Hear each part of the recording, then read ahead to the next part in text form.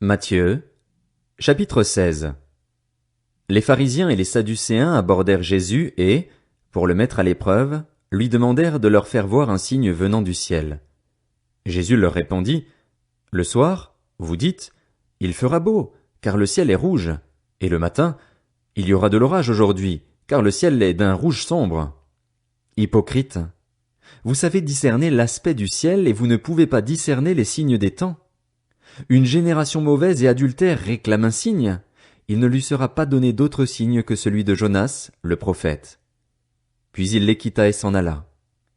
En passant sur l'autre rive, les disciples avaient oublié de prendre des pains. Jésus leur dit, « Attention, méfiez-vous du levain des pharisiens et des sadducéens. » Les disciples raisonnaient en eux-mêmes et disaient, « C'est parce que nous n'avons pas pris de pain. » Jésus, le sachant, leur dit, « Hommes de peu de foi, pourquoi raisonnez-vous en vous-même sur le fait que vous n'avez pas pris de pain? Ne comprenez-vous pas encore et ne vous rappelez-vous plus les 5 pains des 5000 hommes et combien de paniers vous avez emportés? Ni les 7 pains des 4000 hommes et combien de corbeilles vous avez emportés? Comment ne comprenez-vous pas que ce n'est pas de pain que je vous ai parlé?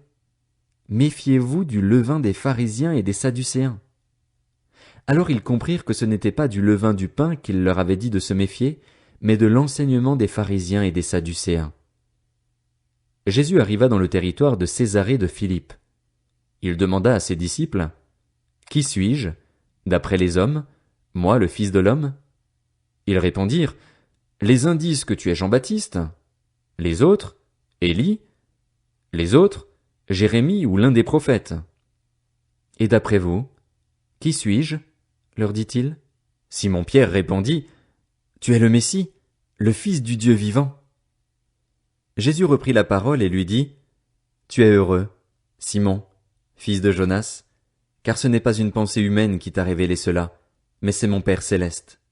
Et moi, je te dis que tu es Pierre et que sur ce rocher je construirai mon église, et les portes du séjour des morts ne l'emporteront pas sur elle. Je te donnerai les clés du royaume des cieux. Ce que tu lieras sur la terre aura été lié au ciel, et ce que tu délieras sur la terre aura été délié au ciel. » Alors il ordonna aux disciples de ne dire à personne qu'il était le Messie. Dès ce moment, Jésus commença à montrer à ses disciples qu'ils devaient aller à Jérusalem, beaucoup souffrir de la part des anciens, des chefs des prêtres et des spécialistes de la loi, être mis à mort et ressusciter le 3e jour. Alors Pierre le prit à part et se mit à le reprendre en disant, « Que Dieu t'en garde, Seigneur, cela ne t'arrivera pas. » Mais Jésus se retourna et dit à Pierre, « Arrière, Satan, tu es un piège pour moi, car tes pensées ne sont pas les pensées de Dieu, mais celles des hommes. » Alors Jésus dit à ses disciples, « Si quelqu'un veut être mon disciple, qu'il renonce à lui-même, qu'il se charge de sa croix et qu'il me suive. En effet, celui qui voudra sauver sa vie la perdra, mais celui qui la perdra à cause de moi la retrouvera. Que servira-t-il à un homme de gagner le monde entier s'il perd son âme? Ou que pourra donner un homme en échange de son âme? En effet, le Fils de l'homme va venir dans la gloire de son Père, avec ses anges, et alors il traitera chacun conformément à sa manière d'agir.